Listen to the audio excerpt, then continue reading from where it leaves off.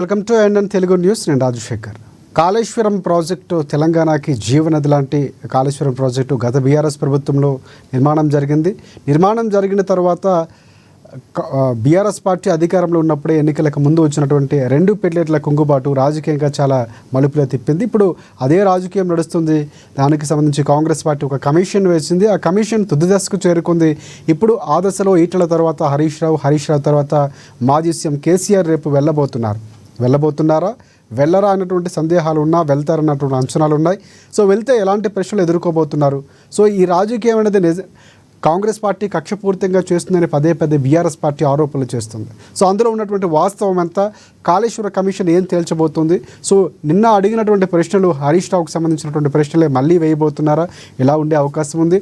So పార్టీల యొక్క అభిప్రాయాలు ఇవన్నీ కూడా ఈరోజు తెలుసుకునే ప్రయత్నం చేద్దాం. మనతోపాటు ముందుగా ప్రముఖ రాజకీయ విశ్లేషకులు బండారు రామ్మోహన్ రావు గారు మనకున్నారు. వారికి ప్రత్యేక నమస్కారం. అలాగే బీఆర్ఎస్ పార్టీకి సంబంధించి రామ్మోహన్ గారు మనకు అందుబాటులో ఉన్నారు. వారికి కూడా ప్రత్యేక నమస్కారం. అలాగే కాంగ్రెస్ పార్టీకి సంబంధించి టీపీసీసీ అధికార ప్రతినిధి డాక్టర్ శివకుమార్ లాల్ గారు ఉన్నారు. ఆయనకు కూడా ప్రత్యేక నమస్కారం. ముందుగా మనం బీఆర్ఎస్ పార్టీ దగ్గరికి వెళ్దాం. బీఆర్ఎస్ పార్టీకి సంబంధించి రామ్మోహన్ గారు ఉన్నారు. రామ్మోహన్ గారు నమస్తే అండి. నమస్తే రామ్మోహన్ గారు, ఫస్ట్ క్వశ్చన్, రేపు కేసీఆర్ గారు హాజరు కాబోతున్నారా, లేదంటే హాజరవుతారని చెప్తున్నారా, లేకపోతే హాజరయ్యే అవకాశం ఉందంటారు? లేదు, ఖచ్చితంగా రేపు ఉదయం హాజరవుతున్నారు. పార్టీ పెద్ద ఎత్తున కార్యకర్తలతో అక్కడ తరలి వెళ్ళడం జరుగుతుంది. తప్పకుండా కమిషన్ ముందు హాజరై వారు ఏం అడుగుతారో తప్పకుండా కేసీఆర్ గారు జరిగిన విషయాలనే వాళ్ళ ముందు నివేదించడం జరుగుతుంది. పేపర్ ప్రజెంటేషన్ లో వారికి ఇవ్వదలిచారు కేసీఆర్ గారు.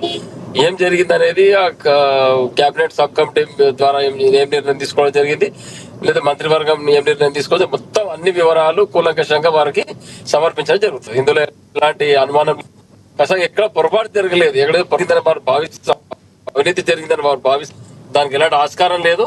ఏది జరిగినా అందరికి తెలిసే జరిగింది అనే విషయం తేటతెల్లమైంది. ఎందుకంటే రైట్ రామ్మోహన్ గారు, అంటే మీరు చెప్తున్నటువంటి అంశాలు చాలా శుభసూచకమని చెప్పొచ్చు. ఎందుకంటే విచారణలో ఎదుర్కోవడం చాలా ప్రభుత్వాలు పనిచేసే, అందులో నాయకులపై చాలా ఆరోపణలు ఎదుర్కొన్నారు. కోర్టులకు వెళ్ళటం, విచారణలు ఎదుర్కోవడం అనేది సహజం. కానీ ఇందులో వెళ్ళకపోవడం అనేది కొంత రాజకీయంగా జరుగుతుంది. వెళ్తానంటే నిజంగా ఒక మంచి పరిణామంగా చెప్పుకోవచ్చు. అండ్ ప్రధానంగా వెళ్ళిన తర్వాత ఎలాంటి ప్రశ్నలు ఎదురవుతాయి? ఎస్, చెప్పండి. ఒక విషయం ఇందులో వెళ్ళకపోవడం అంటే, కమిషన్ కూడా తన పరిధి దాటి ప్రవర్తించినప్పుడు రాజకీయంగా నాయకులు కూడా, అధినాయకులు కేసీఆర్ గారు కూడా ఆలోచన చేస్తారు. కాబట్టి ఆ విషయంలో గతంలో జరిగిన కమిషన్ హాజరు విచారణ విషయంలో అదే జరిగింది. కాబట్టి కేసీఆర్ గారు మంచి నిర్ణయం తీసుకుని అందరూ భావించారు. తర్వాత ఎందుకంటే సంబంధం లేని విషయాలు మాట్లాడడం, రాజకీయపరమైన అంశాలు మాట్లాడడం, కమిషన్ పరిధిని దాటి మాట్లాడితే ఎవరికైనా ఇబ్బంది అవుతుంది. దాన్ని రాజకీయంగా మాట్లాడినప్పుడు ఖచ్చితంగా ఎదుర్కొంటాం. దానికి ఏం చేయాలో ధీటుగా సమాధానం చెప్తాం. కోర్టుకు పోతామో ఏం పోతామో దాని ప్రకారం చేయదలిచినాం. ఇప్పుడు మాత్రం ఖచ్చితంగా రేపు 11 గంటలకు ఉదయం కేసీఆర్ గారు హాజరవుతున్నారు. దాంట్లో ఎలాంటి అనుమానం లేదు. రైట్, మనకి రాజకీయ విశ్లేషకులు రామ్మోహన్ రావు ఉన్నారు. రామ్మోహన్ రావు గారు నమస్తే అండి. నమస్కారం. ఎస్ సార్, కేసీఆర్ గారు వెళ్ళబోతున్నారనేది దాదాపుగా ఖాయమైంది. సో హరీష్ రావు గారు చెప్పారు, ప్రజెంటేషన్ ఇచ్చాక వెళ్తానని అప్పుడు కూడా క్లారిటీ ఇచ్చారు. వెళ్ళారు, వచ్చారు. ఆయన అక్కడ ఏం జరిగిందో ప్రతి ప్రశ్నకు సమాధానం చెప్పాను. ఇవ్వాల్సినటువంటి డాక్యుమెంట్స్ కూడా కొన్ని సమర్పించినట్లు ఆయన కొన్ని అంశాలు చెప్పినటువంటి పరిస్థితి కనిపిస్తుంది. సో ఈ అంశాన్ని, అంటే కేసీఆర్ వెళ్ళటం, కమిషన్ ఎదుర్కోబోతుండడం, సో ఇవన్నీ అంశాలు చూసుకుంటే బీఆర్ఎస్ పార్టీ స్టాండ్కు సంబంధించి కానీ, కేసీఆర్ స్టాండ్కి సంబంధించి కానీ ఒక ముందడుగు పడుతుంది. సో విచారణ ఎదుర్కోవడం అనేది ఏ విధంగా చూడాల్సిన అంశం అంటారు? రాజశేఖర్ గారు, మీకు అట్లాగే మిత్రులు టీఆర్ఎస్ నాయకుడు రామ్మోహన్ గారికి, అట్లాగే మనకు అమాన్యూస్ ప్రేక్షకులు నమస్కారం. 2 నిమిషాలు మాట్లాడుకోవాలి. పీసీ ఘోష్ కమిషన్ ఇప్పటికీ విచారణ చివరి దశకు వచ్చింది. 400 పేజీల నివేదిక రెడీ అయిందని చెప్పారు. తర్వాత 2 నెలలు పొడిగించడం వల్ల, 7వసారి పొడిగించడం వల్ల 3 ముఖ్యమైన రాజకీయ నాయకులు పిలిచారు. నేను ఇంకొక అధ్యక్షుడు కూడా చెప్పాను. అంటే అప్పటి సబ్ కమిటీలో ఉన్న 3 ఇద్దరిని పిలిచారు. ఈటల రాజేందర్ గారిని, హరీష్ రావు గారిని, ముఖ్యమంత్రిగా, మాజీ ముఖ్యమంత్రిగా కేసీఆర్ ని పిలిచారు. కానీ ఆ సబ్ కమిటీలో ఉన్న తుమ్మల నాగేశ్వరరావు గారిని దిగలేడని నేను అభ్యర్థన చేశాను. ఆయనే సుమోటగా వస్తా అంటున్నారు కనుక మంచిది. అంటే ఇప్పటిదాకా ఈ సాక్షులు విచారించిన 135 మంది సాక్షులలో చాలా మంది అధికారులు ఉన్నారు, అనధికారులు కూడా. కోదండరామ్ గారు వెళ్ళారు, మీ ప్రకాష్ గారు వెళ్ళారు. ఇట్లా కొంతమంది వాళ్ళే స్వచ్ఛందంగా మేము వస్తామన్నప్పుడు కానీ, లేకపోతే కమిషన్ ఉచితమని భావించిన వాళ్ళని పిలిచారు, మాట్లాడారు, చూసామని.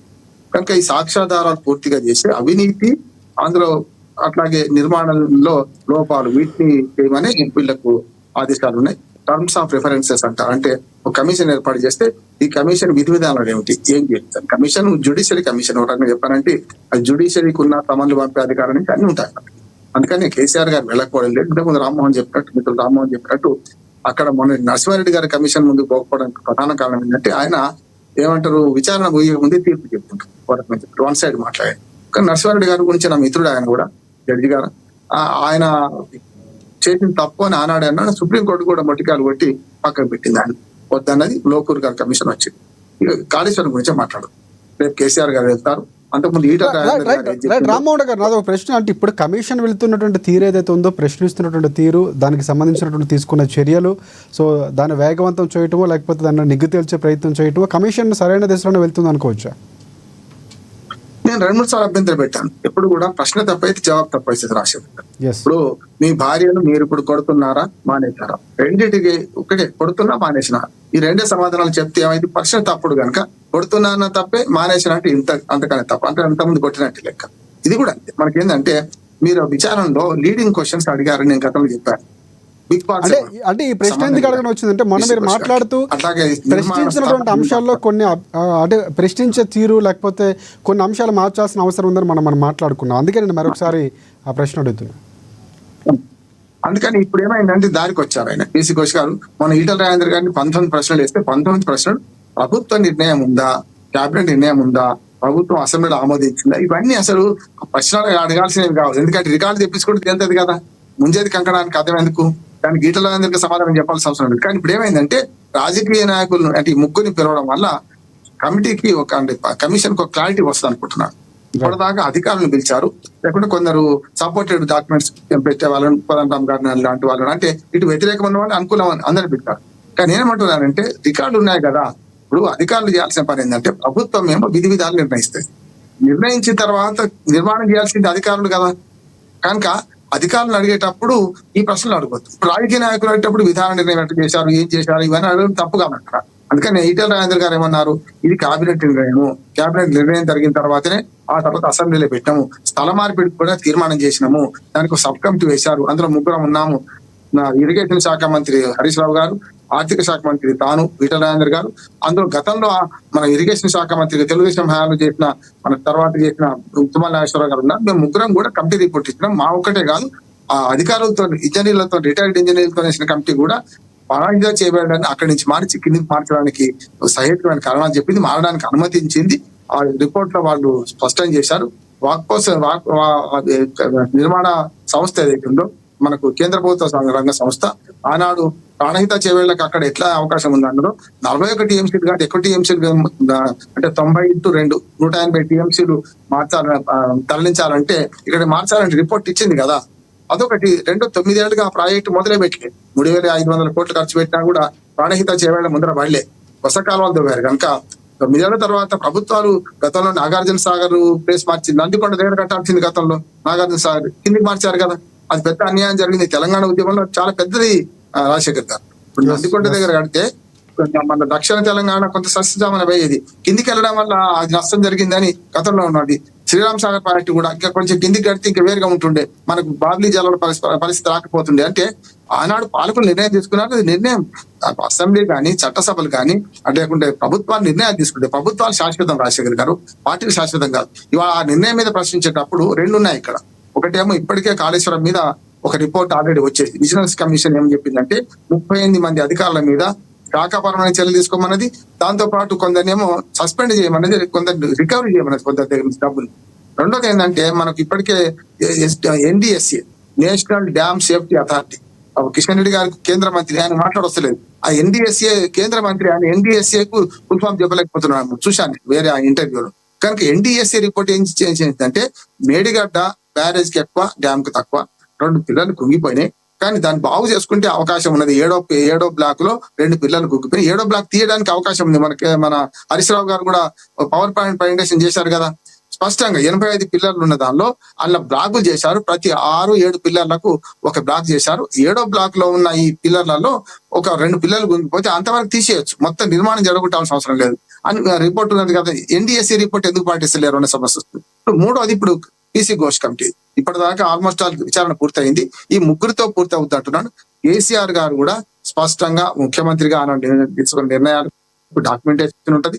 డాక్యుమెంట్ మొత్తం ప్రభుత్వం దగ్గర వీళ్ళు పోవాల్సిన అవసరం లేదు మన రాజశేఖర్ గారు. ఎందుకంటే ఇప్పుడు ప్రపంచం పూర్తిగా అడ్వాన్స్ అయిన సందర్భంలో ఆనాటి నిర్ణయాలు క్యాబినెట్ నిర్ణయం ఫలానది అంటే వాళ్ళకి గూగుల్లో కూడా దొరుకుతుంది మనకు ఏం నిర్ణయం చేశారని. బహిరంగ పరిచయం కదా, బహిరంగానే ఉంటది కదా. కనుక పీసీ ఘోష్ కమిషన్ ఏం చేయాలంటే తనకు నిర్దేశించిన కాల పరిమితి ఇప్పటికి 6 సార్లు దాటింది, 7వసారి పొడిగించబడ్డది. ఇప్పటికైనా పూర్తి స్థాయి విచారణ చేసి ఎవరు దోషులో తేల్చాలి. నా అంచనా ఏంటంటే రాజకీయ నాయకులు దోషిగా తేలడం అంటున్నారు. ఎందులో అంటే లంచం తీసుకునేది లేకుంటే సంతకాలు పెట్టేది అధికారులు మాత్రమే. రేపు అధికారులు జైలు పోతాం. చూశారు కదా రాజశేఖర రెడ్డి గారి హయాంలో ఏమైంది, మనకు బీపీ ఆచార్య, శ్రీలక్ష్మి వాళ్ళు జైలు పోయారు. రాజశేఖర రెడ్డి గారు చచ్చిపోయి బతికిపోయింది కానీ ఆయన జైలు పోలేదు. అట్లెందుకు జగన్మోహన్ రెడ్డి కేసులో ఆయన స్వంత కేసులో జైలుకు పోయింది కానీ ఎక్కడ అవినీతి ఆరోపణల మీద ప్రభుత్వంలో చేసిన దాని మీద విడ్ ప్రోక్రో వేరు. ఇప్పుడు గత 5 ఏళ్లుగా చూస్తుంటే ఆయన కూడా జైలుకు పోలే. పోయిన వాళ్ళు కూడా వేరే ఆరోపణల మీద పోయినారు. విధాన నిర్ణయాలు పోలే. జయలలిత గారు జైలుకు పోయినరు. ఆమె ఆదాయానికి మించిన ఆస్తుల్లో జైలుకు పోయింది తప్ప ప్రభుత్వ విధాన నిర్ణయాల మీద జైలుకు పోలే. అట్లానే లాలూ ప్రసాద్ యాదవ్ విధాన నిర్ణయాల మీద జైలుకు పోలే. ఆయన గడ్డి కుంభకోణంలో జైలు పోయిండు. అట్లాగే మొన్న కేజ్రీవాల్ గారు ఉన్నారు. కేజ్రీవాల్ గారు కూడా విధానపరమైన నిర్ణయాలు పోలే.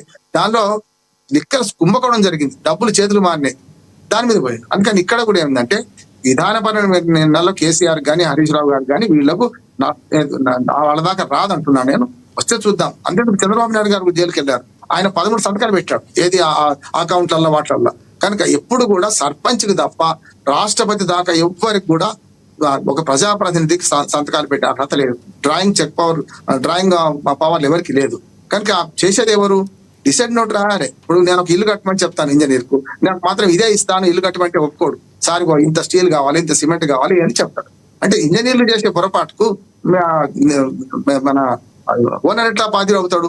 ఈ తెలంగాణ ప్రభుత్వం దానికి ఓనర్. ఇప్పుడు కాళేశ్వరం ప్రాజెక్ట్ అంటే ప్రజల సొమ్ముతో కట్టింది.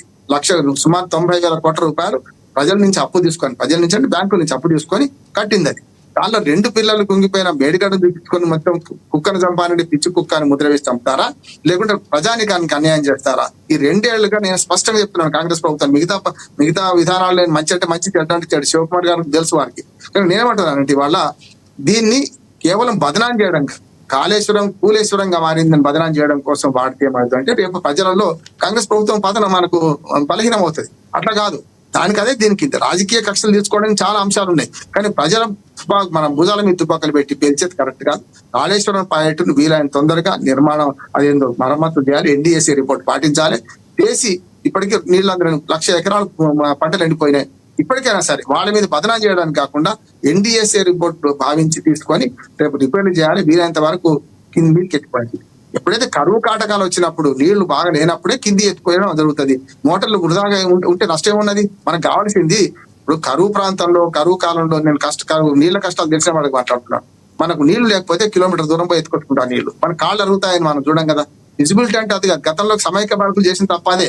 కింది నుంచి నీళ్లు పోతున్నాయి, మీదికి నీళ్ళు ఎట్లా వస్తాయి అన్నారు. అపర భగీరథుల లాగా కేసీఆర్ గారు ప్లాన్ చేశారు. అలా పొరపాట్లు ఉన్నాయి. అవినీతి లేదని లేదు, స్పష్టంగా చెప్తున్నా. ఇందులో అవినీతి ఉంది కింది నుంచి మీ దాకా. 200 కోట్లు దోపిడీ చేసిన ఒక ఈఎంటీని పట్టుకుంటే 200 కోట్లు దొరికినాయి. మరి రాజకీయ నాయకుల దాకా ఎంత పోయింది? స్పష్టంగా 90,000 కోట్లలో పర్సెంటేజ్ చెప్పను కానీ అవినీతి మాత్రం 1,000 కోట్లలో జరిగింది. అది వాస్తవం.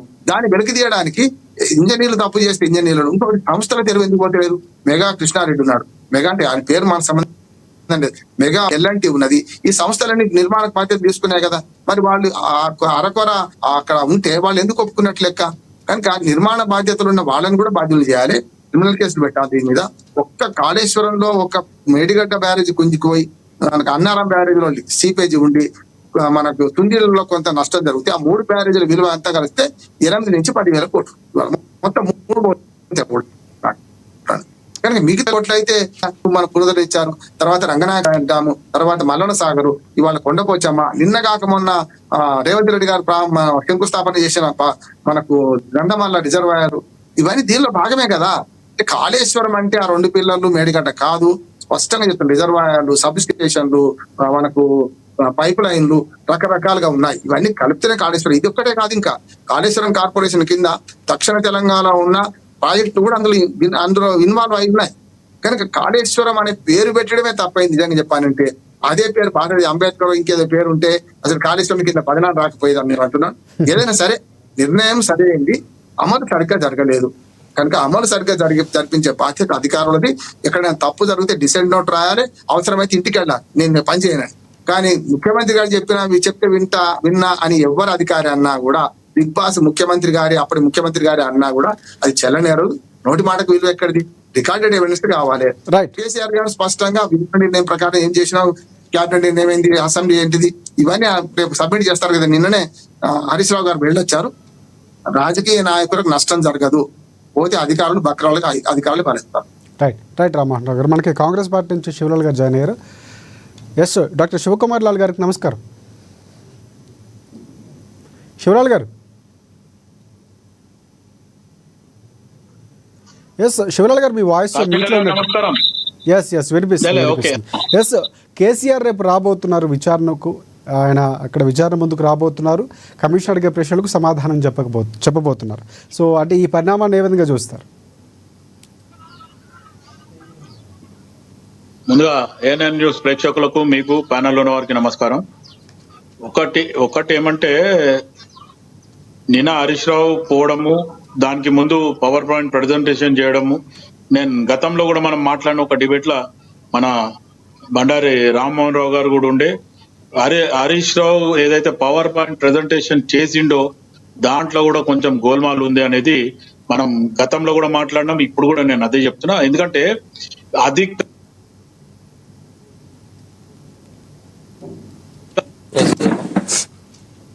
అక్కడ సరే ఫస్ట్ ఇచ్చిన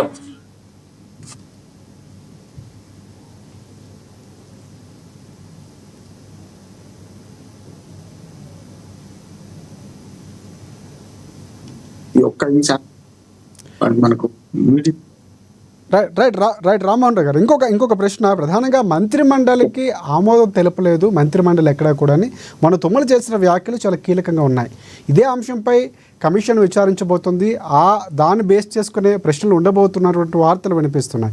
ఒకవేళ నిజంగా మంత్రిమండలి ఆమోదం తెలకపోతే ఎలా ఈ ప్రాజెక్టు ముందుకు వెళ్ళినటువంటి ప్రశ్నలు ఉత్పన్నమవుతున్నాయి. ఆయన దగ్గర ఏదైతే ఉపసంఘంలో మెంబర్గా ఉన్నారో అప్పుడు ఉన్నటువంటి నివేదికలు, అలాగే జీవోకి సంబంధించినటువంటి అంశాల దగ్గర ఇప్పటికీ ఉన్నాయి. నేను అవి స్వచ్ఛందంగా వెళ్ళి సమర్పిస్తానని చెప్తున్నారు. సో ఈ అంశం ఏమైనా కొంచెం బీఆర్ఎస్ పార్టీకో లేకపోతే కేసీఆర్కో ఇబ్బందికరంగా ఉండే అవకాశం ఉందంటారా?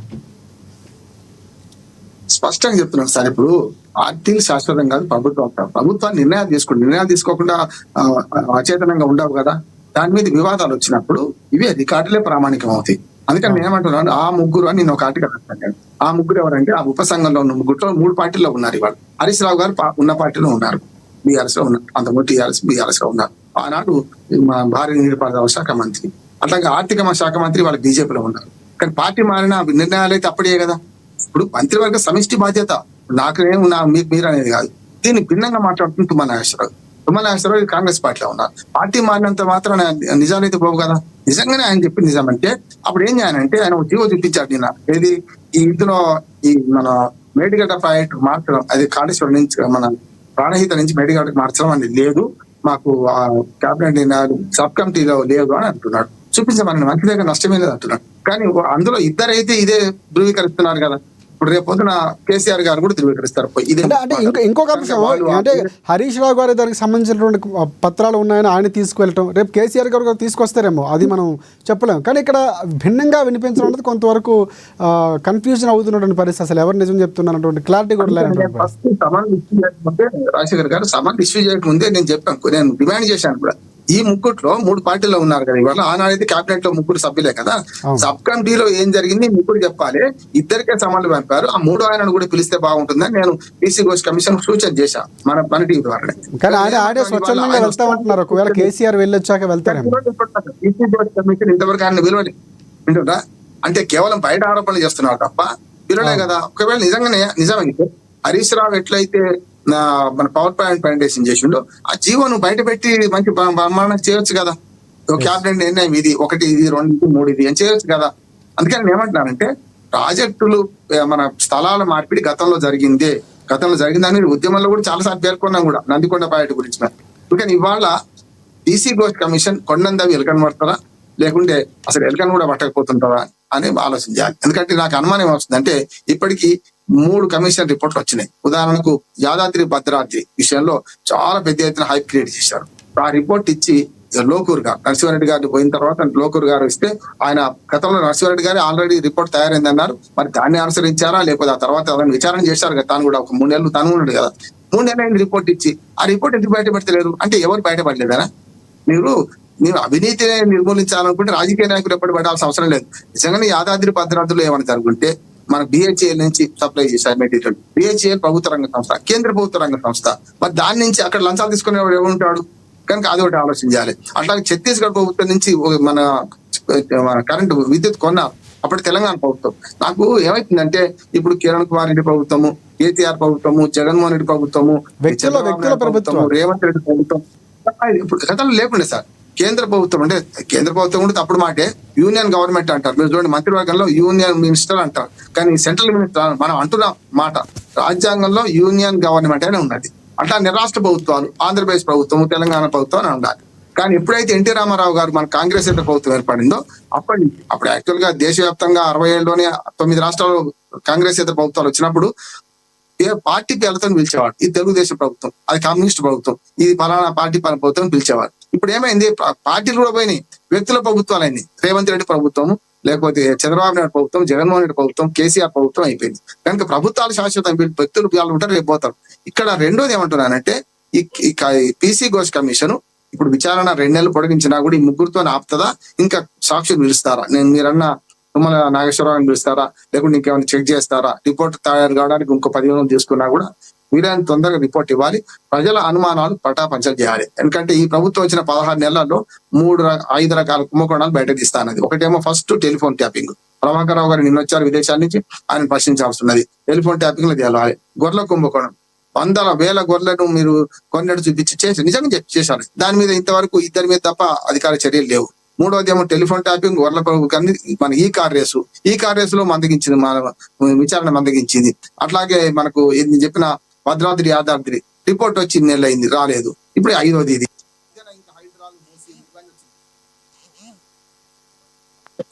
కనుక ఇవన్నీ చూస్తే మనకు అర్థమవుతుంది ఏంటంటే ఈ రాజకీయ ఆరోపణల కోసమే కమిషన్ చేస్తున్నారా, నిజంగానే రుజువు చేస్తే అన్నాం.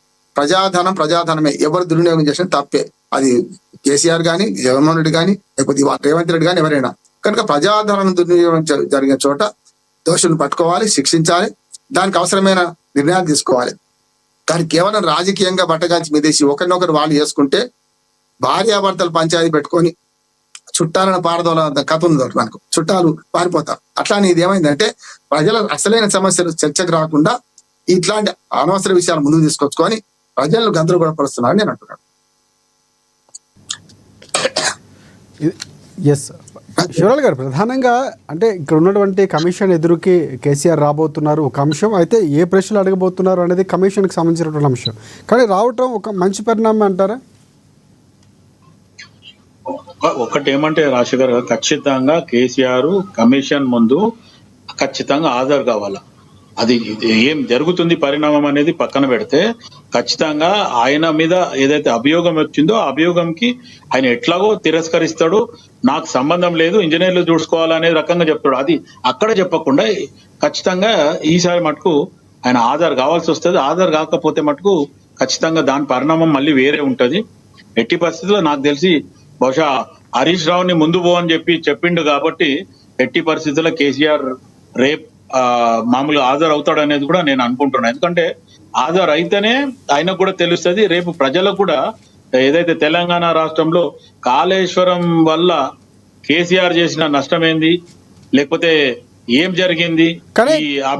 రామ్మోహన్ రావు గారు ఇందాక మాట్లాడుతూ రాజకీయాలు లేకపోతే ఇంకొక అంశాలు కాకుండా ప్రజల ప్రయోజనాల దృష్ట్యా ప్రజల సొమ్ముతో కట్టినటువంటి కాళేశ్వరం ప్రాజెక్టులో ఒకవేళ లోటుపాట్లు జరిగితే కనుక ఎలాగ దాన్ని సవరించాలి, ఎలాగ పోడ్చాలి, ఎలా ముందుకు వెళ్ళాలన్నటువంటి ప్రయత్నం కాంగ్రెస్ ప్రభుత్వం చేయటంలో కొంత జాప్యం చేస్తున్నటువంటి విమర్శలు చేశారు.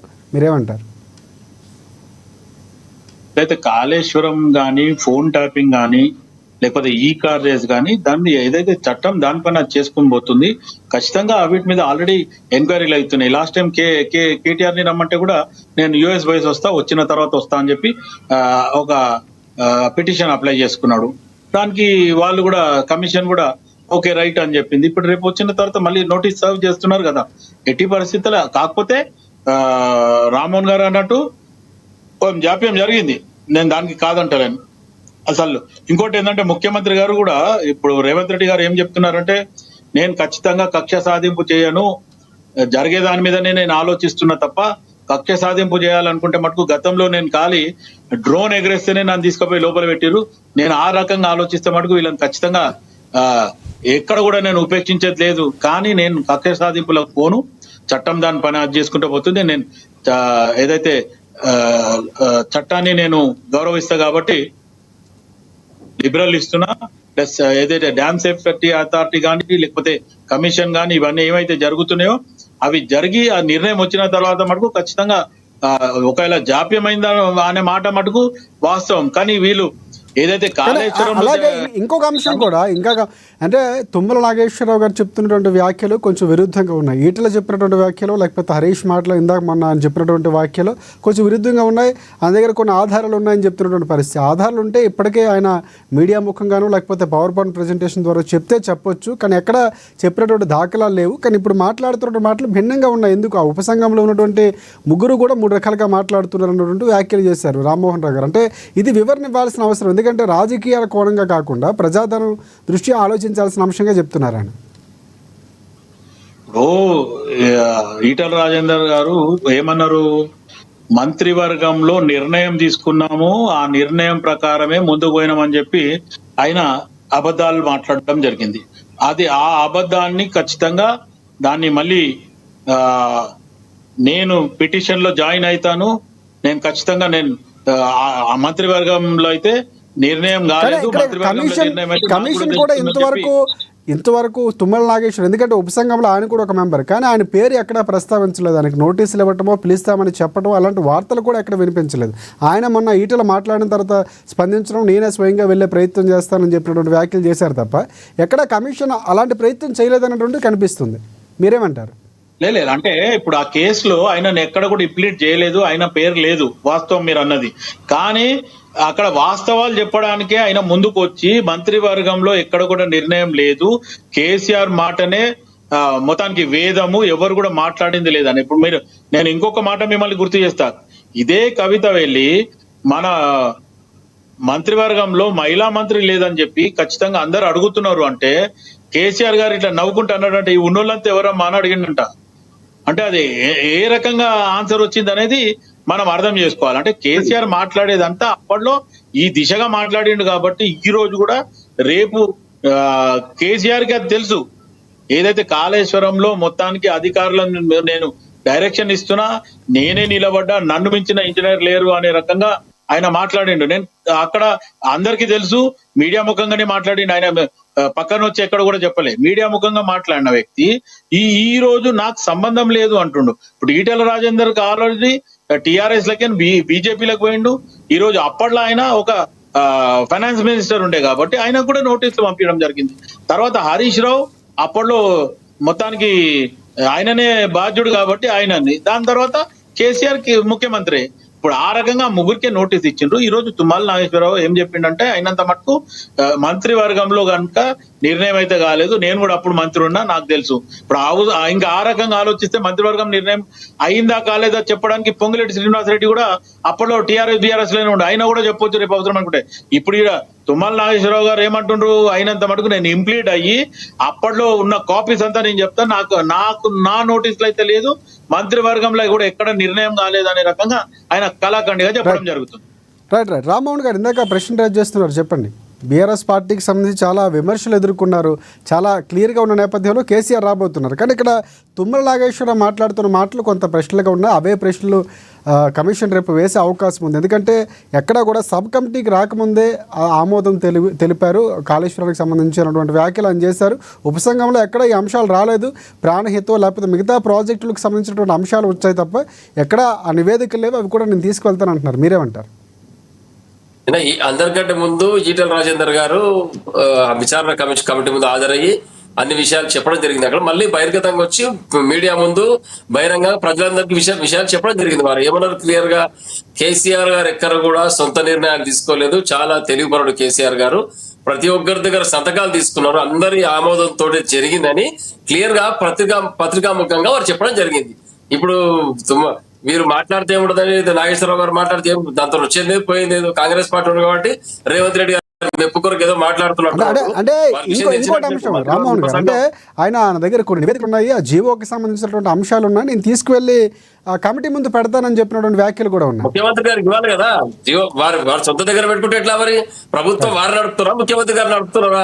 కమిటీ ముందు, కమిషన్ ముందు హాజరై వాళ్ళకి అందివ్వాలి కదా. పేపర్లు ఏమన్నాయో ఆయన దగ్గర పెట్టుకొని పత్రికాముఖంగా లీక్ చేసుకుంటూ నా తన ఇది ఉంది, నా దగ్గర ఇది ఉందని ఇట్లా మాట్లాడడం అనేది కేవలం రాజకీయ ఆరోపణ మాత్రం. ఇలాంటి వాస్తవాలు ఫస్ట్ ఇంట్లో మొట్టమొదటిగా తెలుసుకోవాల్సిన విషయం ఏంటి ప్రజలందరూ కూడా అంటే, కాంగ్రెస్ పార్టీ అధికారంలోకి వచ్చి 20 నెలలు 22 నెలలు సుమారుగా గడిచిపోయిన తర్వాత కూడా ఈ రోజు వరకు ఈ యొక్క ఈ ప్రాజెక్ట్ ఎందుకు ఇట్లా డ్యామేజ్ అయింది, కన్స్ట్రక్షన్ ఎందుకు దెబ్బతినేది, పిల్లర్లు ఎందుకు దెబ్బతిన్నాయి అనే విషయాన్ని బహిర్గతంగా చెప్పిరా. టెక్నికల్ ఇష్యూగా ఒక పేపర్ గానీ రిలీజ్ చేసిరా. ఫస్ట్ ఇది ఏమన్నా సాయిల్ టెస్ట్ చేసి కింది మట్టి ఉందని కూలిపోయిందా, లేకపోతే కాంట్రాక్టర్ ప్రొఫెషన్ కల్పక కూలిపోయిందా, లేకపోతే ఎవరైతే ఇంజనీర్ కరెక్ట్ పని చేయక కూలిపోయిందా, ఇంకేమైనా ఉగ్రవాద చర్య జరిగిందా, విద్రోహ చర్య జరిగిందా, ఆ విషయాన్ని పక్కకు పెట్టి కేసీఆర్ తీసుకురావాలి, కేసీఆర్ దోషిగా చూపాలి, కేసీఆర్ మీద కమిటీ వేయాలి, టీఆర్ఎస్ అబాస్ పాలు చేయాలి, ఈ రాజకీయ ఆరోపణ తప్పితే ఇందులో ఎందుకు ఇట్లా ఇబ్బంది ఎందుకు జరిగిందనే వరకు ఈ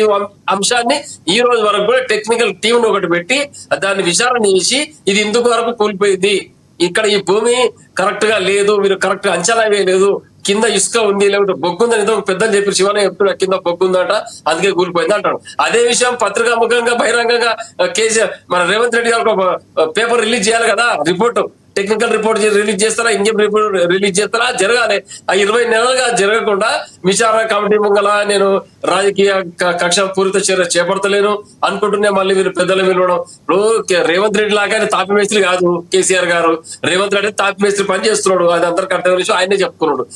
ముఖ్యమంత్రి గారు నా కలల ప్రాజెక్ట్ ఇది, తెలంగాణ సస్యశ్యామలం కావాలని, తెలంగాణ సాధించిన తర్వాత ఈ యొక్క రైతాంగం అంతా బాగుపడాలని ప్రాజెక్టు కట్టడం జరిగింది. అదే విషయాన్ని ప్రస్తావించారు అక్కడ. అంతేగాని నేనే కాంట్రాక్ట్ పనిచేస్తా, నేనే డిజైన్ ఇస్తా, నేనే ఒక ప్రొఫెషన్ చెప్తాను, లేకపోతే నేనే టెక్నికల్ అందరికి గైడెన్సెస్ అని ఎక్కడ చెప్పలేదు వారు. ఈ ప్రాజెక్టు నా కళ్ళ ప్రాజెక్ట్ అన్నాడు. ఈ ప్రాజెక్ట్ కట్టి తీరాల్సింది. ఇక్కడ ఈ డిజైన్ కడితే ఇంతమంది రైతులకు, ఇంతమంది పొలాలకు నీళ్ళు వచ్చి రైతులు బాగుపడతారు, తెలంగాణ సస్యశ్యామలం అవుతాయని కేసీఆర్ గారి ఆలోచన విధానం అట్లా ఉండే. మీరు రేవంత్ రెడ్డి సర్కార్ లాగా నేను తాపి మేస్త్రి పని చేస్తా అని ఎక్కడ చెప్పుకోలేదు వారు. కాబట్టి ఇటువంటి విషయాలు కేవలం రాజకీయ ఆరోపిత ప్రేరేపిత కుట్రలు తప్పితే అంతకంటే లేదు. కమిటీ ముందు హాజరవుతారు కేసీఆర్ గారు. ఆనాడు ఏం జరిగిందో మంత్రివర్గ ఉపసంఘంలో ఎవరెవరు ఉన్నారో వాళ్ళందరూ సంతకాలు ఎక్కడ, వారందరికి చెప్పే విషయం జరిగింది. తుమ్మల నాగేశ్వరరావు గారు లేకపోవచ్చు, మరి వారు ఈయన ఈటల రాజేందర్ గారి కంటే జూనియర్ కాబట్టి ఆయన పిలవకపోవచ్చు. అక్కడ ఈయన ఏదో కాగితాలు పెట్టుకొని నా దగ్గర రిపోర్ట్ ఉంది, నా దగ్గర అది ఉంది, ఇది ఉందని అవాకులు చెవాకులు పేలేరు బంద్ చేసి అక్కడ విచారణ కమిషన్ ముందు హాజరయ్యి వారికి అందించి, లేకపోతే రేవంత్ రెడ్డి గారికి ఇచ్చి మాట్లాడియండి. మీరు కేవలం ఈ తాటాకు చప్పులు మాత్రమే ప్రజలను తప్పుదో పట్టించడానికని ఈ పనులు తప్పితే పరిపాలన వదిలిపెట్టిండ్రు. ఇక టీఆర్ఎస్ పార్టీ ఎవరు పట్టరు. ఎందుకు అంటే ఈ రెండు సంవత్సరాల్లో తెలిసిపోయింది మీ యొక్క సంగతి ఏంటంటే ప్రజలకు అర్థమైంది. కాబట్టి అక్కడ చెడ్డ పేరు వస్తుంది, కేసీఆర్ గారికి మంచి పేరు వస్తుంది, ప్రజలందరూ ఆయనే కోరుకుంటున్నారు. మళ్ళీ ఏదో ఒక బురద తల్లి ఆయన అబాస్ పాలు చేసి మళ్ళీ 3 సంవత్సరాలు పబ్బం గడుపుదామని కాంగ్రెస్ పార్టీ ప్రయత్నం చేస్తుంది. అంతే తప్పితే ఇందులో ఎలాంటి నిజం లేదు, అక్కడ జరిగేది ఏం లేదు. ఇంత గతంలో కమిషన్ ఏమైందో అందరికి తెలిసిన విషయమే. సుప్రీంకోర్టు చివాట్లు పెట్టాల్సి వస్తుంది మీరేసే కమిషన్ కు. ఇప్పుడు అదే జరుగుతుంది. కేవలం కుండంతో ఎలుకను పట్ట చందంగా ఏదో 2 మాటలు మాట్లాడి ఆ విచారణ కమిషన్ ముగిసిపోతుంది. ఫస్ట్ కాంగ్రెస్ పార్టీ చేయాల్సింది అక్కడ పిల్లర్లు ఎందుకు పగుళ్ళు వచ్చినాయి, ఈ తప్పిదం ఎవరి వల్ల జరిగింది అనేది బహిర్గతం చేయాలని మేము డిమాండ్ చేస్తాం. రైట్ రైట్ శివలాల్ గారు ఇందా ప్రశ్న రైజ్ చేస్తున్నారు, చెప్పండి. క్లియర్ కట్గా కావాలనే ఒక 3 ఏళ్ళు గలిపేందుకు ఏదో ఒక అంశాన్ని తీసుకురావటం, సైడ్ ట్రాక్ చేసే ప్రయత్నం ఇక్కడ కాంగ్రెస్ ప్రభుత్వం చేస్తుంది. అక్కడ ఏం లేదు, కొండను తవ్వి ఎరుకును పెట్టినట్టు కూడా ఇదే పరిస్థితి ఉంటుంది. గత కమిషన్ ఏం జరిగింది, ఇట్లాంటి వ్యాఖ్యలు చేశారు. విన్నారు, ఏమంటారు?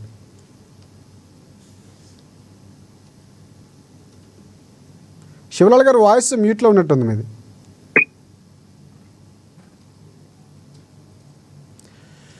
శివలాల్ గారు మీ వాయిస్ మ్యూట్లో ఉన్నట్టుంది, ఒకసారి చూస్తారా? ఓకే. ఇప్పుడు రామ్మోహన్ భాయ్ ఏమంటే బీఆర్ఎస్ నాయకుడు కాబట్టి, కేసీఆర్ అభిమాని కాబట్టి ఆయన అట్లానే మాట్లాడతాడు. కొండందో వెలకబట్టిండ్రు, లేకపోతే కేసీఆర్ గారు స్వయాన చెప్పిండు కావుబాయ్ హాట్ పెట్టుకొని నేనే ఇంజనీరు రీడిజైన్ నేనే చేసిన, ఖచ్చితంగా ఇక్కడ చేసుకొని కూర్చొని నేను కాళేశ్వరం కడతా అపర భగీరథ అయితా అది ఇది అని చెప్పడం జరిగింది. ఇప్పుడు ఈ రోజు బాహుబలి మోటార్స్ ఏవైతే మొత్తానికి నీళ్ళలో మునిగిపోయినాయో అక్కడ నుంచి ఇప్పటి వరకు కూడా ఆ బాహుబలి మోటార్స్ రిపేర్ కాలే, అవి రీప్లేస్ చేయాలనే రకంగా మాట్లాడడం జరిగింది. ఈ రోజు ఎల్ఎన్టీ చేస్తుందా లేకపోతే గతంలో ఉన్న టీఆర్ఎస్ బీఆర్ఎస్ గవర్నమెంట్ చేస్తుందా అని అప్పట్లోనే ప్రశ్నలు వచ్చినాయి. ఆగా మేఘాల మీద ఖచ్చితంగా అది కంప్లీట్ కాకముందే వాళ్ళ అండర్ సైన్ అయిన ఏదో ఎంఓయూ గిట ఇది కాకముందే చేయడం జరిగింది. ఇమీడియట్ గా ఎల్ఎన్టీ వాళ్ళు కూడా వీళ్ళ మీద కంప్లైంట్ చేయడం జరిగింది.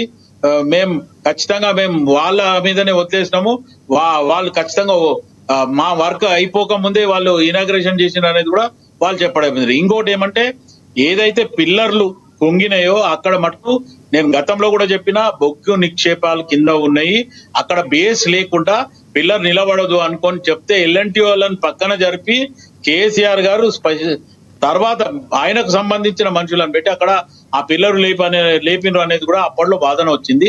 అదే మాటలో తీన్మార్ మల్లన్న కూడా ఈ మల్లన్న ఏదైతే కాళేశ్వరంలో ఈ కూలేశ్వరం అనే రకంగా ఫస్ట్ మాట్లాడింది ఆయననే. ఈ రోజు ఆ పవర్ ప్లాంట్ ప్రెజెంటేషన్ ఏదైతే ఇప్పుడు మొన్న హరీష్ రావు చేయక ముందే ఆయన చూపించడం జరిగింది.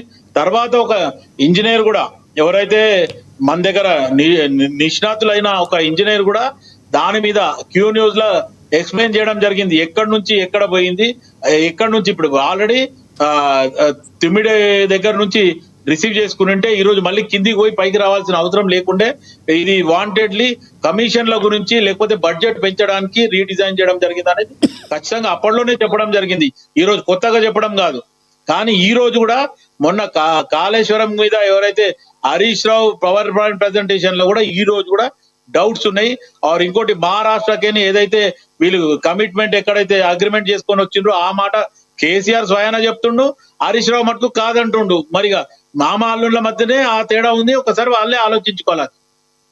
రైట్, చెప్పండి రామ్మోహన్ గారు. శివన అని ఒకటి ఇందులో ఏం చెప్తున్నాడు శివన్ అంటే అందులో బొగ్గు నిక్షేపాలు ఏం చెప్తున్నాడు. హలో రామ్మోహన్ గారు చెప్పండి. వినిపిస్తుంది. ఏం చెప్తున్నా శివన, అక్కడ బొగ్గు నిక్షేపాలు ఉంటే ప్రభుత్వం ఏర్పడి 2 సంవత్సరాలు అవుతుంది. ఖనిజాభివృద్ధి సంస్థ ద్వారా సర్వే చేయించి ఎందుకు మీరు విషయం బయటపెడతలేరు అధికారికంగా? మరి ఇటువంటి విషయాలు అధికారికంగా బయటపెట్టి ప్రజలకు చెప్పాల్సిన అవసరం ఉంది కదా. అందులో దాచిపెట్టి ఇందులో కేసీఆర్ చేసిండు, టీఆర్ఎస్ పార్టీ చేసిందని కేసీఆర్ గారి మీద బురద జల్లే పని పక్కకు పెట్టేసి టెక్నికల్ గా ఎందుకు జరిగింది ఇది అనేది సాంకేతికంగా దాని పూర్తి వివరాలు తెప్పించి ప్రజల ముందు ఒక శ్వేతపత్రం విడుదల చేయమని చెప్తా ఉన్నాం మేము. అందులో కేసీఆర్ గారు చేసింది ఏం లేదు, అవినీతి జరగలేదు, అక్కడ ఎవరైనా ఇంజనీర్లు తప్పిదం జరిగిందా, టెక్నికల్ ఇష్యూ ఏమైనా జరిగిందా, అక్కడ సైట్ ఇంజనీర్లు ఏం చేశారు, ఇంకెవరైనా పొరపాటు చేసి ఆ ప్రాజెక్టు కూలిపోవడానికి ఏర్పడ తప్పితే అందులో ఎవరు కూడా కావాల్సుకొని చేసింది లేదు. ఇందులో కేసీఆర్ ప్రమేయం మాత్రం ఏమాత్రం కూడా లేదు. ఒక ముఖ్యమంత్రిగా ఇక తెలంగాణ రాష్ట్రం సాధించిన తర్వాత ఈ ప్రాజెక్టు నిర్మాణం చేస్తే ప్రజలకు ఉపయోగపడతాయని గొప్ప ఆలోచన చేసారు, అంతే తప్పితే ఇందులో ఏదో చేయాలని ఎక్కడ కూడా పొరపాటు చేయలేదు. రైట్ రామ్మోహన్ రావు గారు, మీరు అంటే ఇందాక మనం మాట్లాడుతూ అంటే బీఆర్ఎస్ పార్టీకి సంబంధించి రామ్మోహన్ గారు మాట్లాడినా, శివలాల్ గారు మాట్లాడినా రాజకీయ ఆరోపణలు ఉంటే ఉండొచ్చు. అంటే కొన్ని అంశాలు పరిగణలోకి తీసుకోవాల్సిన అంశాలు ఏమైనా ఉన్నాయి అంటే ఆ రోజు కట్టినటువంటి ప్రాజెక్టుకు సంబంధించినటువంటి అంశాలు చాలా క్లియర్ కట్గా ఉన్నాయని బీఆర్ఎస్ పార్టీ రామ్మోహన్ గారు చెప్తున్నారు. మీరేమంటారు? నేను చీఫ్ ఇంజనీర్ ధర్మారావు గారితో కలిసి అట్లాగే ఒక 4 సార్లు ఆ ప్రాజెక్టు స్థలం సందర్శించిన చాలా మంది, మీరు ఏమని అనుకోండి, గర్వం అనుకోండి, ఏమని అనుకోండి, కానీ ఒక నిపుణులుగా చెప్తున్నాను, ఈ పార్టీ నాయకులకి ఎవరికి అవగాహన లేదు. వరుసగా చెప్పానండి, నిన్న మన హరీష్ రావు గారు ప్రెజెంటేషన్ ఇచ్చినట్టు ఈ నాయకులు ఎవరు బీఆర్ఎస్ పార్టీ నాయకులతో సహా అంటున్నాను నేను.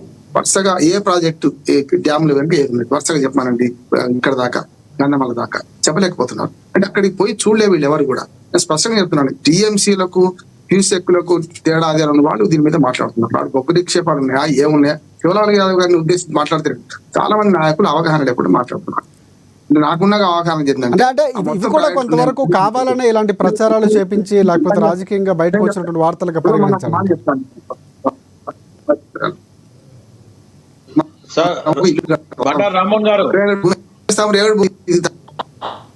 ఎంత రోజు దారి వస్తుంది, ఎంత రోజు పునాది తీయాలి, అప్పుడు దాన్ని బట్టి పిల్లర్ వేయాలని నిర్ణయించాలి. అది కేసీఆర్ నిర్ణయించాడు, మనం సామాన్యులు నిర్ణయించాడు. ఏమంటున్నా, కేసీఆర్ కూర్చుని నేను చేసిన పూర్తి చేసుకొని కూర్చున్నా అంటే మాటలు మీది మాట గాలి మాటలు అవుతాయి. కానీ చేయాల్సింది ఎవరు? ఇంజనీర్లు కదా. దీనికి ఫిజిబిలిటీ లేదు సార్. ఇదే బొగ్గు నిక్షేపాలు చెప్పాల్సింది ఎవరు? సిడబ్ల్యూసీ అనుమతించింది కేంద్ర ప్రభుత్వం. బీజేపీ వాళ్ళు లేరు, అటువైపు నేను పోతున్నా. సిడబ్ల్యూసీ అనుమతించింది, వాళ్ళ దగ్గర బొగ్గు నిక్షేపాలు ఉన్నాయని చెప్పి. అట్లానే మనకు మనకు కేంద్ర ప్రభుత్వ సంస్థలన్నీ, అట్లాగే పర్యావరణ బోర్డు అనుమతించింది, వాళ్ళ తెలియదు అడవి నాశం అయితే ఏదైనా అయితే. అంటే ఇన్ని అనుమతులు వచ్చినాక కూడా ప్రతి అనుమతికి రికార్డు ఉంటది కదా ప్రభుత్వం దగ్గర. నేను కేసీఆర్ హరీష్ రావు దగ్గర అంటలేదు, ప్రతి అనుమతికి రికార్డు ఉంది కదా. ఈ రికార్డులన్నీ అధిగమించి మనం మాట్లాడతామా అని నేను అంటున్నాను. మన చేతులు మన తెలియని విషయాలు కదా అంటున్నాడు. నేను ఇంజనీర్ గారు, ఇక్కడ కూర్చున్న వాళ్ళు ఎవరు ఇంజనీర్ గారు. కానీ బట్టగాలి మీద చేసాం. ముందు నేనేమంటున్నాను అంటే కేసీఆర్ గారు మస్తు మాట్లాడుతున్నారు. విజయాలకు తనే అంటాడు, అవిజయాలకు ఇంకోటి అంటాడు. మరి దాన్ని నమ్ముదామా? అందుకని ప్రాపర్టీ పబ్లిక్ ప్రాపర్టీ రాజశేఖర్ గారు, ఇది పబ్లిక్ ప్రాపర్టీ అంటే ఇదే నేపథ్యంలో మరికొన్ని వార్తలు కూడా వస్తున్నాయి. అంటే రామ్మోహన్ గారు, ఆ బృంగాలు ఎందుకు పడినాయి? పిల్లర్ల దగ్గర ఏదైతే బృంగాలు పడినాయో కానీ ఒకటి శివలాల్ గారు అంటే గతంలో కూడా ఇదే సందర్భంలో ఎన్నికల సమయంలో వచ్చినప్పుడు బాంబులు పెట్టి పేరు చేశారేమో ఆ పిల్లర్ల దగ్గర, రాజకీయ కథను వాడుకునే ప్రయత్నాలు, లేకపోతే ఇలాంటి అంశాలు కూడా బయటకు వచ్చాయి. అప్పుడు కేటీఆర్ గారు చాలా తప్పు. నేనేమంటే ఇప్పుడు ఏదో ఆపాటం మోపడం, వాళ్ళు రాజకీయంగా చూస్తాం. వాళ్ళ చెప్పులో మనం కాలు పెట్టొద్దు రాజశేఖర్. కానీ నేనేమంటున్నానంటే, ఒక ఇల్లు కట్టుకున్నాం, 4 ఎయిర్ క్రాక్స్ వస్తాయి, ఇల్లు విడిచిపెట్టిపోతాం మొత్తం అంతా. ఓనర్ మనమే కదా, మనం ఏం చేస్తాము? మా ఇంజనీర్ బతులు ఏం చేస్తే బాగుంటుందా? ఓ పిల్లలు ప్యాచ్ వర్క్ చేసుకుంటాం, పాసిబిలిటీ అవుతుందా లేదనేటువంటి విచారణ. రామ్మోహన్ గారు, ఏదైతే పిల్లర్ కింద బుంగలు పడినాయి చూడు, అది ఆ టైంలోనే చెప్పడం జరిగింది. ఇక్కడ మొత్తం లోతైన ప్రాంతంలో ఎందుకు పిల్లర్ల దగ్గరికి ఇట్లా బుంగలు పడి ఇట్లా బురుగులు ఎందుకు వస్తుంది అని అడిగినప్పుడు దాన్ని ఇన్స్పెక్షన్ చేస్తే ఇది సరైన జాగాల ఈ పిల్లర్ లేయలేదు అనే రకంగా కూడా ఇంజనీర్లు చెప్పడం జరిగింది. అది మనం అందరం కూడా విన్నాం. నేనేం స్పెషల్ గా నాకు వాళ్ళు వచ్చేం చెప్పలేదు, అది చెప్పిండ్రు. ఆ బుగ్గలు పడిన కింద పిల్లర్ల కింద మట్టు బొగ్గి నిక్షేపాలు ఉన్నాయి అనే రకంగా వాళ్ళు అప్పట్లో ఇచ్చిన స్టేట్మెంట్. శివలాల్ గారు, అంటే అప్పుడు మాట్లాడిన నివేదిక కొన్ని రోజుల్లో రాబోతుంది, 2 నెలల సమయంలో రిపోర్ట్ రాబోతుంది. ఆ నిజాలను కూడా బయటకు వస్తాయి. ఎన్డీఎస్సీ రిపోర్ట్ అది లేదు. వాళ్ళు ఏమన్నారంటే, నిజంగా 2 పిల్లలు ఉన్నాయి 7వ బ్లాక్ లో, 7వ బ్లాక్ తీసేయచ్చు వేరుగా. అంటే యాక్చువల్ గా విడతలు కట్టింది, అంత వేరుగా ఒకటే బ్లాక్ కట్టలేదు. తీసి ఎన్డీఎస్సీ రిపోర్ట్ చదువుదాం ఒకసారి. నేను చదివిన ఎన్డీఎస్సీ రిపోర్ట్ లో ఇది బొగ్గు నిక్షేపాలకు సంగతి లేదు. అందులో ఏముందంటే శాండ్ బాక్స్ టైప్ లో కట్టాల్సింది, మన నిపుణులుగా రావాలి. కానీ ఏమైందంటే ప్రవాహం వేగంగా ఉన్నప్పుడు ఆ బ్యారేజ్ కి ఎక్కువ, డ్యామ్ కి తక్కువ. ప్రపంచంలో మొట్టమొదటిసారి ఇక్కడనే కాళేశ్వరం, ఆ 3 బ్యారేజీలే, మిగతా కాళేశ్వరం అంటే మిగతా అంతా కలిసి కాళేశ్వరం, ఆ 3 బ్యారేజీల దగ్గర జరిగింది ఏంటంటే బాక్స్ టైప్ లో కట్టి కింది నుంచి ఇసుక కొట్టుకపోయింది అంటున్నారు. ఆ రిపోర్ట్ ఇసుక కొట్టుకపోయిందని ఎక్కడ మన బొగ్గు నిక్షేపాల గురించి చెప్పలేదు, రిపోర్ట్స్ అయిన వాడికి చెప్తున్నాడు. రెండోది ఏంటంటే మనకు పబ్లిక్ ప్రాపర్టీ కదా, మనం పబ్లిక్ పార్టీని బాగు చేసుకుందామా, రాజకీయంగా 2 ఏళ్ళ నుంచి పండబెడదామా అంటున్నాను నేను. ఎన్డీఎస్సీ 3వ రోజు రిపోర్ట్ ఇచ్చింది కదా. ఆ రిపోర్ట్ ఏమన్నా దీన్ని బాగు చేసుకోవచ్చు, ఒక అరకట్ట కట్టి మీరు నీళ్ళెత్తి పోసుకోవచ్చు, నింపొద్దు, నింపితే మాత్రం కొట్టుకపోతే చాలా కష్టం అని చెప్పింది. అది ఎన్నికల సీజన్, పాత ప్రభుత్వం పోతుంది, కొత్త ప్రభుత్వం రాలేదు. పాత ప్రభుత్వం ఏమో ఎన్నికల్లో ఉంది కనుక వాళ్ళు చేయలేరు, కొత్త ప్రభుత్వం రాలేదు. ఇంకా ఈ సంధికాలం పోయింది కదా, 2 ఏళ్ళ 1.5 సంవత్సరాలు, 2 వర్షాల కాలంలో పోయినాయి. ఇప్పటికైనా ఎన్డీఎస్ఏ రిపోర్టు మొన్న వచ్చిన దాంతో వాళ్ళు ఏమన్నా రిపేర్లకు అవకాశం ఉంది. ఆ 2 పిల్లలు బాగా చేసుకొని దాన్ని నింపాలి. ఒకటి విడతల వారు నింపాలి. అసలు యాక్చువల్ గా ఒకేసారి నింపడానికి వీల్లేదు, ఏ ప్రాజెక్ట్ అయినా ఒకేసారి నింపాడు. ఇప్పుడు మల్లన్న సాగర్ ఉంది 50 టీఎంసీలు. రైట్ రామ్మోహన్ రావు గారు, రైతులు కష్టాల్లో ఉన్నప్పుడు మీరు రాజు చేసుకుంటూ కాళేశ్వరం బయట మొత్తం పనికి రాకుండా పోయింది అనే కథ. అంటే గతంలో ఒక మాట చెప్తాను నేను, వాళ్ళ చెప్పుల్లో మనం కాలు పెట్టదు. కానీ మన మిడ్బాన్ కొట్టుకుపోయిందండి, మిడ్బాన్ కొట్టుకుపోయింది. మరి కాంగ్రెస్ హయాంలో కోమటిరెడ్డి వెంకటరెడ్డి వాళ్ళ కాంట్రాక్టర్ అట. మరి ఈ ప్రభుత్వం వచ్చినా బాగు చేసిందా లేకుండా విడిచిపెట్టిందా? మిడ్బాన్ నుంచే కదా మనకు సోర్స్ అవుతున్నది. ఇప్పుడు దాని వరుసలో చెప్పాలి. శ్రీరామ్ సాగర్ పైన ఉంటే శ్రీరామ్ సాగర్ వరద నీటి కాలువలు ఉన్నాయి, మిడ్బానేరుకి వచ్చేది. అట్లానే డైరెక్ట్ ఎల్లంపల్లి కాంగ్రెస్ హయాంలో కట్టింది, మీరు ఘనత చెప్పుకోండి. అట్లాగే నాగార్జున సాగర్ కూడా గతంలో సుబ్బరామరెడ్డి గారు అరెస్ట్ అయ్యారు సిమెంట్ కుంభకోణంలో. గతంలో ఒక మాట చెప్తాను, చరిత్రలో వెళ్తే నెహ్రూ గారట నాగార్జున సాగర్ గట్టగానే ఏం చేసిండు, కట్టేదాకా ఆగి ఒక్కసారి అందరి ఇంజనీర్ల మీద దాడులు చేయించినట్టు అవినీతి నిరోధక శాఖతో. ఏమైంది తెలుసా, చాలా మంది పట్టుబడ్డారట. అంటే ఆయన ఏం చేసిండు, అంతకుముందు ఆస్తులు ఎంత ఉండే ఇంజనీర్లు, ఇప్పుడు ఎంత ఉన్నాయి. ఒక్క హరి సింగ్ ను పట్టుకుంటే 200 కోట్ల ఆస్తులు బయటపడ్డాయి. అంటే కింది స్థాయిలో మరి వీళ్ళందరూ దొంగ సంతకాలు పెట్టలేదా? అందుకని కేసీఆర్ గారిని బదనాం చేసే ముందు నేనేమంటే కేసీఆర్ ని సమర్థిస్తలేండి. అవినీతి ఉంది, కింది వాడు ఎంత సంపాదించండి, మీరు వాడు ఎంత సంపాదించడం అనధికారికంగా చాలా సమస్య లేదు. దాన్ని పట్టుకోవాలంటే ఈ రాజకీయాలను మొత్తం సరిపోదు అంటున్నాను నేను. మొట్టమొదటి నిర్మాణ సంస్థలు పట్టుకోవాలి. నిర్మాణ సంస్థలు రామ్మోహన్ గారు ఇక్కడ ఒక ప్రశ్న, అంటే ఒకవేళ నివేదిక వచ్చిన తర్వాత ఈ భారాన్నంతా లేకపోతే ఒక దోషిగా తేల్చాల్సిన అవసరం ఉంది అంటే, లేకపోతే దీనికి మళ్ళీ ఎక్కడి నుంచి నష్టపోయామో వసూలు చేయాల్సిన అవసరం వస్తే కనుక ఎవరి నుంచి వసూలు చేయాల్సిన, ఎలాంటి కంపెనీ మీద నిర్మాణ సంస్థ అయినటువంటి అక్కడ చేయాల్సిన అవసరం ఉందా? గత ప్రభుత్వాలు లేకపోతే ఇంజనీర్లపై ఎవరిపై భారం మోపాల్సిన అవసరం ఉంది? ఇది కూడా ప్రశ్న. అంటే కమిటీ ఎలాంటి నివేదిక ఇస్తే బాగుంటుంది అంటారు? అంటే నివేదికను మనం ఎక్స్పెక్ట్ చేయలేము, చెప్పలేం, కానీ కమిటీ నివేదిక సాధ్యవంతం అధికారులను బాధ్యత చేస్తుంది నేను అనుకుంటున్నాను, నా ఊహ. ఎందుకంటే గతంలో చాలా కమిటీలు చూసినాం కనుక. రెండోది ఏంటంటే ఇప్పుడు తుమ్మల నాగేశ్వరరావు గారు మూడో పక్షంగా ఇప్పుడు ఇంతకుముందు ఇన్వాల్వ్ ఎందుకైతే ఈటల రాజేందర్ గారు అయిన తర్వాతనే మనకు ఆయన వ్యతిరేక స్టేట్మెంట్ ఇచ్చింది కదా. ఈ మధ్యన 3 రోజుల టైం ఉంది కదా, ఆయనే కమిషన్ కు అప్పీల్ చేసుకుని ఎందుకు చెప్పలేదు? చెప్తే హరీష్ రావుని అడిగే ప్రశ్నలు తీరు మారుతుండే, రేపు కేసీఆర్ గారిని అడిగే ప్రశ్నలు తీరు మారుతుండే కదా. అందుకని ఇప్పుడు అయిపోయినాక చెప్తా అంటే పనికిరంది అయితే ఇప్పుడు వీళ్ళని విచారించేటప్పుడు తుమ్మల నాగేశ్వరరావు గారు పూర్తిగా ఇప్పుడు ఈటల రాజేందర్ గారు హరీష్ రావు చెప్పేదానికి వ్యతిరేకంగా మాట్లాడుతున్నారు. అది రావాలంటే ఒక రకంగా కాంగ్రెస్ పార్టీ లీడ్ తీసుకోవాలేమో. కాంగ్రెస్ పార్టీ ఒకవేళ తుమ్మల దగ్గర ఉన్నటువంటి ఆధారాలు పంపిస్తే ఈ కేసు వెళ్ళే రూటు లేకపోతే విచారణ రూట్ కూడా మారే అవకాశం ఉంది మీరు అన్నట్టు. మారుతుంది కదా. ఇప్పుడు తుమ్మల నాగేశ్వరరావు గారు ఈటల రాజేందర్ గారు 6వ తారీఖు పోయిండు, 7, 8, 9 ఉన్నది కదా, నిన్న కదా పోయింది ఆయన. ఆ 2 రోజుల మధ్యనే నన్ను పిలువమంటే పిలవకపోతే ఆయన తప్పు అవుతుంది, తీసి కోర్సు అవుతుంది. ఈయన పోయి ఈ మొత్తం ఆధారాలు సమర్పించి కేబినెట్ కమిటీ తీర్మానం లేదు, సబ్ కమిటీ చేయలేదు, కేబినెట్ ఆమోదించలేదు, ఏవైతే ఆయన ఆరోపణలు అవన్నీ బయట పెడితే ఇప్పుడు వీళ్ళ ప్రశ్నలు తీరు మారేది కదా అంటున్నాను. ఇప్పుడు అన్ని అయిపోయిన తర్వాత సబ్ కుచ్చులు రుటాకే హోష్మే అయ్యేతో అంటే అన్ని పోయిన గిగ్గేం ఉంటది. ఫైనల్ గా ఏం చెప్తారు? ఒకటేసారి విచారణ నా ఉద్దేశం అంటే మనకు ఏమంటారు దాన్ని కొండను దవి ఎలకని పడతారా అనిపిస్తుంది నాకైతే.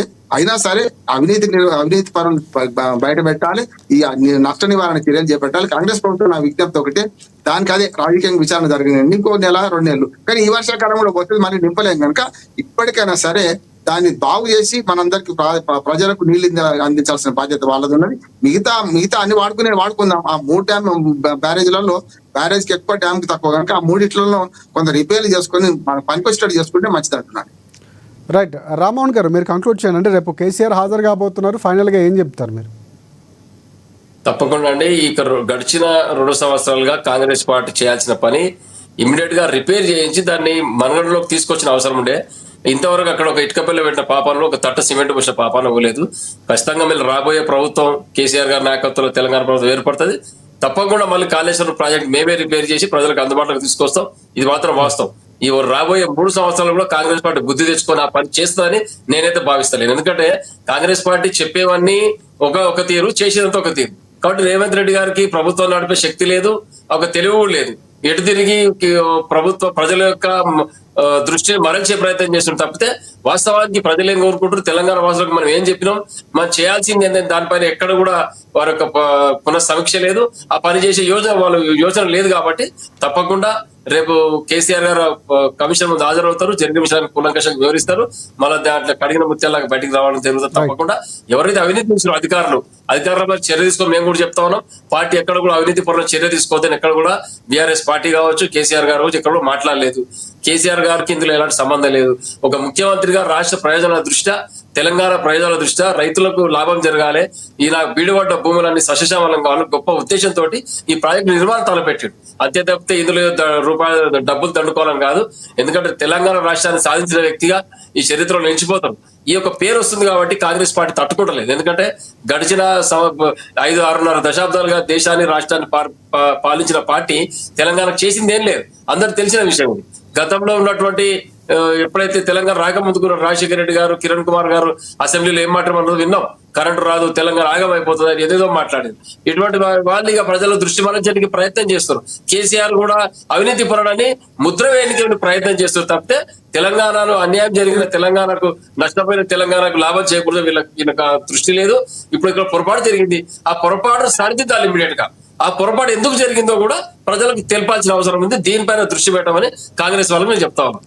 రైట్. శివరాల్ గారు ఫైనల్గా కంక్లూడ్ చేయండి. రాజశేఖర్ గారు ఒక మాట ఎస్ చెప్పండి రామ్మోహన్. నేనేమంటా అంటే కేసీఆర్ కి ఏం సంబంధం లేదు సంబంధం విధాన నిర్ణేతగా ముఖ్యమంత్రిగా ఆయన సంబంధం ఉంది.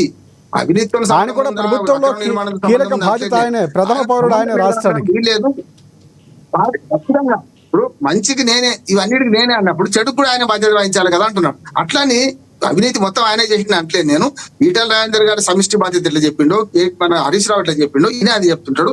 ఈ లోపల మధ్యాహ్నం వచ్చిన తుమ్మల నాగేశ్వరరావు గారు అసలు నిజాలు బయట పెట్టాలి.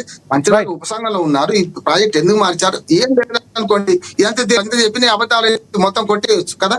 అది చేయాల్సిన పని ఉంది. తుమ్మల నాగేశ్వరరావు గారు కీలకం, ఇప్పుడు ఆయన ప్రవేశపెట్టాలి. రైట్ మీరేమంటారు? కంక్లూడ్ చేయండి శివలాల్ గారు. అయితే ఫస్ట్ మన బీఆర్ఎస్ రామ్మోహన్ భాయ్ చెప్తున్నా, ఇంకా 2 సంవత్సరాలు 22 నెలలు అంటారు రామ్మోహన్ భాయ్. 18 నెలలే కాంగ్రెస్ పార్టీ అధికారంలోకి వచ్చి 22 నెలలు కాదు. రెండవది ఏంటంటే కేసీఆర్ కి ఎక్కడ సంబంధం లేదు అనడం మీ పార్టీ మీద మీరు అభిమానంతో మాట్లాడుతున్నారు.